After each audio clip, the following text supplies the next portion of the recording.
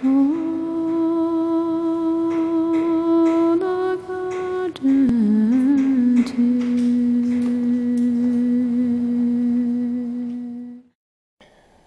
tell us a bit about yourself, like your name, where you're from, and your profession. My name is Dhruba. My family name is Ghosh, so I'm known as Dhruba Ghosh. I'm from Mumbai, India, and I was born in a musician's family. I am fourth in the generation. My four fathers, my father, they were all professional musicians, classical musicians. I am a sarangi player. My elder brother Nayan is a tabla player and a sitar player. And my sister, younger sister Tulika, she is a vocalist. I happen to choose the sarangi because it's a dying instrument in the tradition. Otherwise, I am a composer, a singer, and music educationist. I happen to be the director of a music conservatory in Bombay, where there are more than 300 students learning. And I'm also visiting professor at the Rotterdam University of Music. I live mainly in Mumbai, India, and part of the year in Brussels, Belgium. Very cool. So other than you being the fourth generation of a musical family, so any brief history you want to share that led you to, from a classical music background to spiritual music or mindfulness practice? Well, it's having grown up in a traditional setup, we have tons of material, traditional material, compositions, techniques. We have what we call ragas and 10,000s of rules how to improvise, how to develop them.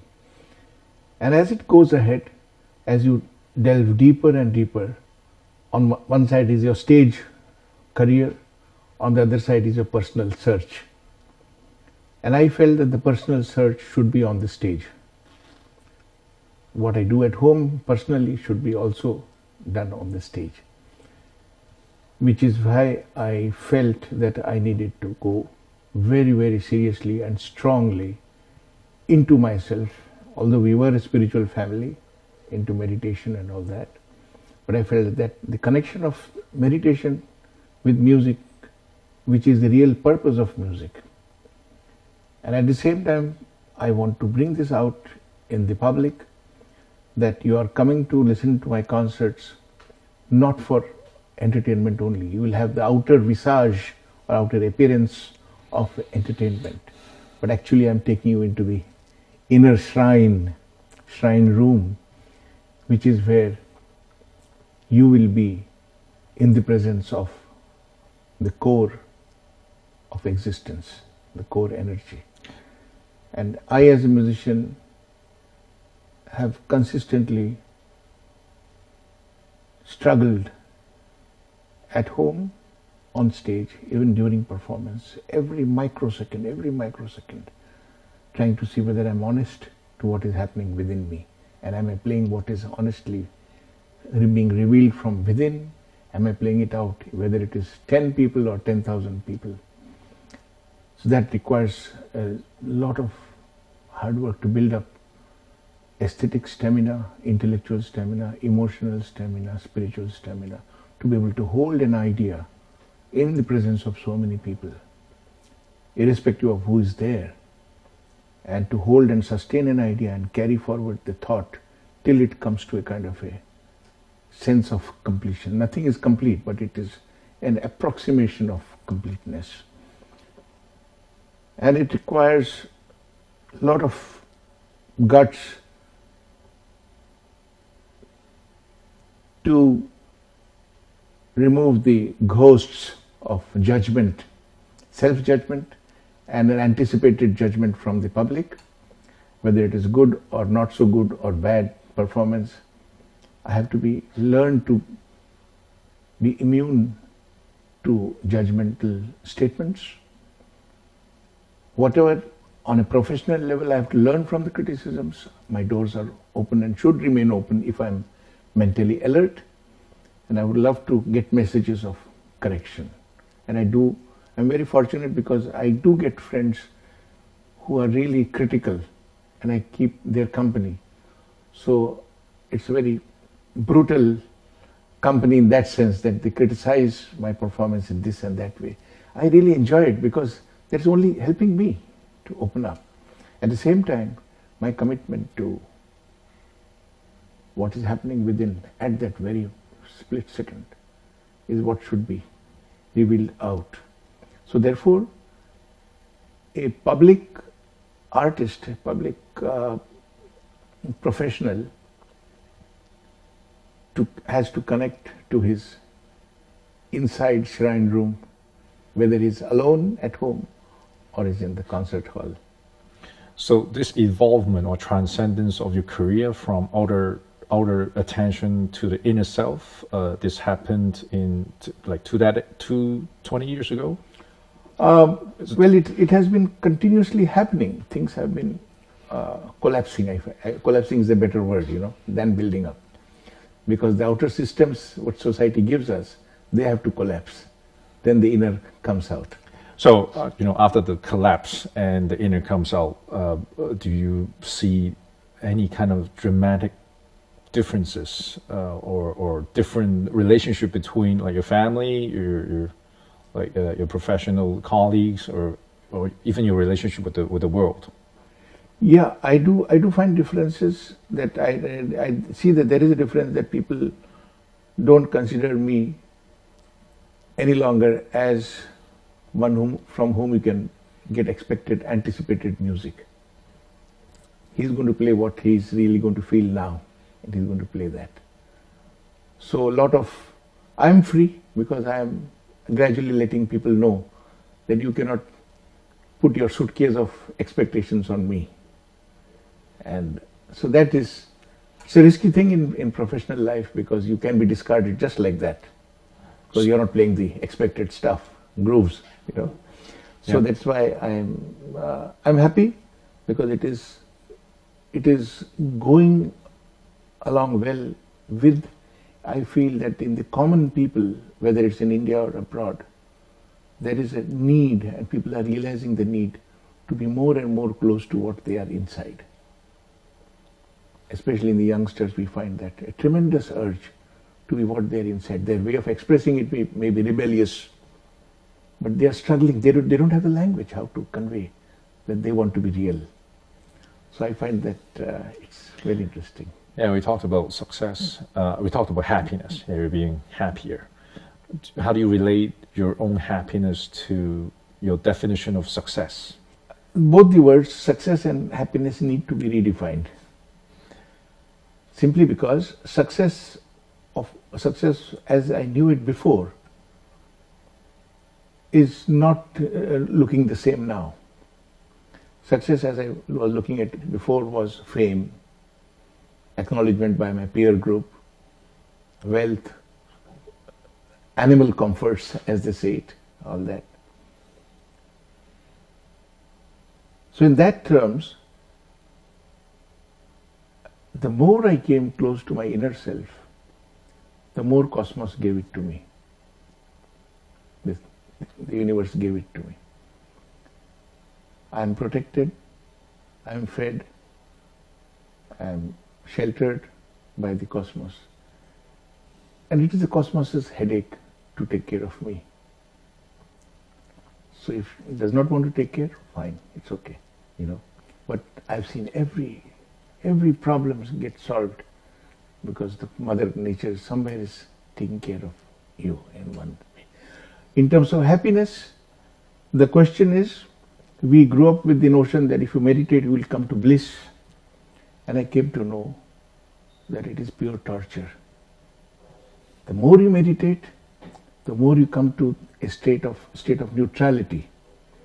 And that neutrality does not entertain bliss, does not entertain pain, does not entertain any of the feelings. It's a very dry, crisp state where my notions of happiness have totally collapsed, It is it's like,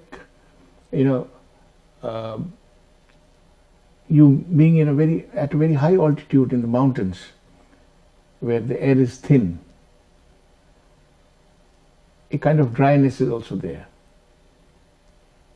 And what happens is that the altitude gives you a very vast perspective of life, of creation, everything. At the same time, there is a small danger that you feel that you are high above the others.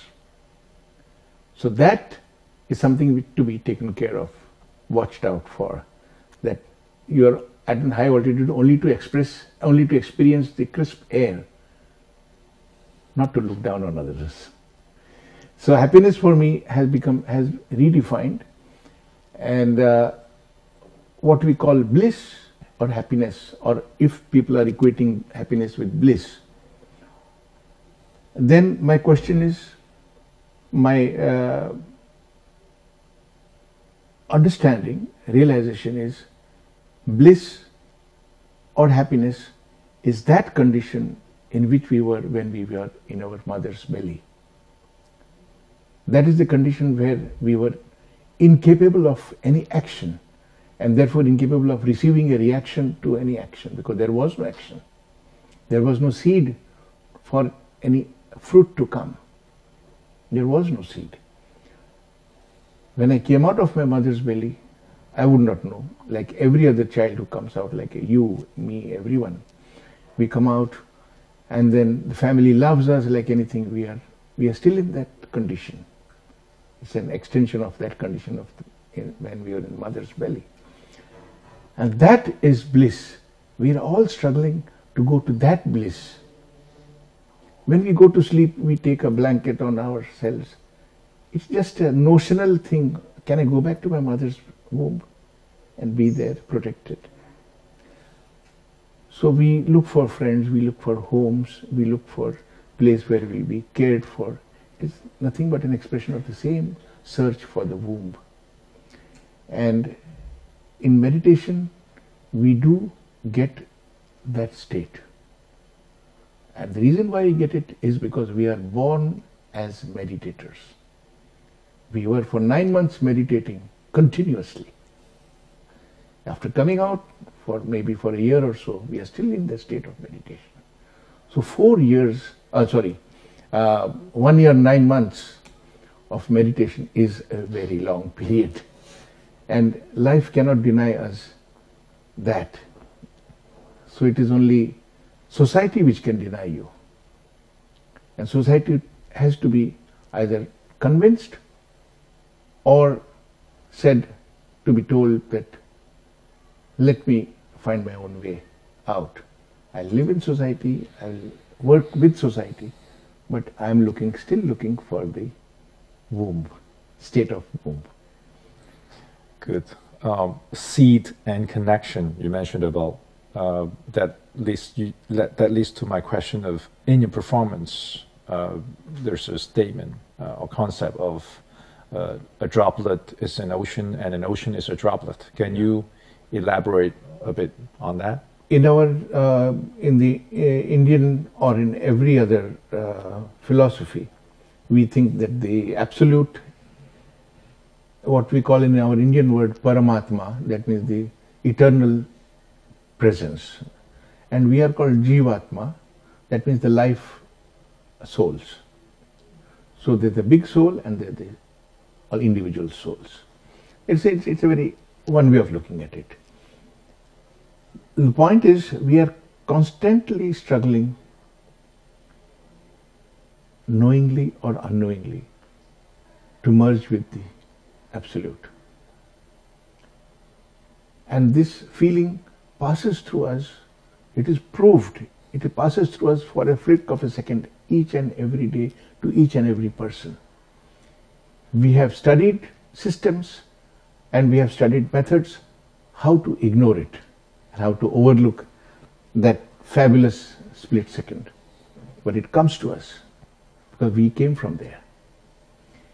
And so the idea of our being a drop, what happens that when you meet a master, if you sit in front of an image of Buddha or Christ or any master, you will go to the master, Master, I need your blessings, I need your guidance, Yeah, okay, well, fine.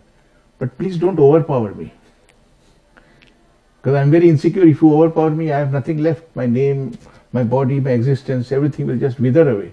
So please don't take me over, don't overthrow me. So even when we are in the presence of the Master, we don't want him to take us fully. So how about asking the cosmos to take us fully? We are not prepared, but we want it. We want it. And therefore, a drop continuously wants to become the ocean, wants to let the ocean into itself. That means the absolute into itself, into ourselves. But moments of courage come. You stand in front of the ocean, or in front of the mountain range, or in front of a beautiful painting, or you listen to some of the marvelous symphony orchestras. You feel, I'm in front of the ocean. And that experience of letting the ocean into yourself, because mind you, the ocean wants to come into us. The ocean is desperately wanting to become the drop. It's wanting to come within us and take us, hijack us virtually. So it is but it is so gentle. Unless the drop gives the permission to the cosmos to enter, cosmos will not enter. It will come up to your doorstep, wait there until you say, come in. It is so gentle, the most powerful thing, but yet it is so gentle. And that is most moving, that unless you say, please come, he will just wait, gently wait there. We ask him to come, comes in, and that's what the ocean was waiting for, to come inside. And then the ocean feels a sense of completeness, and the drop feels a sense of completeness. The word ness is again, it is not true. It's complete, So like happiness is also not the right word. Consciousness is also not the right word. Remove the ness. Is there some other word to say it? That would be, because ness is something similar to that, something of that kind. Ness, If you are happy, you don't say, I'm happiness. I'm happy. I'm conscious. That way. Very good. Before we're done, can you use a word to summarize your feelings about these 2 days of forum? My feelings about these 2 days of the forum? Yeah, use one word and explain a bit about that word. One word? Yeah. It is a potential explosive. Great. And your reason? The coming months and coming years will show that a lot of explosions are going to happen, personal explosions. A lot of people are going to realize that access to self-knowledge is just there. Thank you very much, Dhruva. Great pleasure.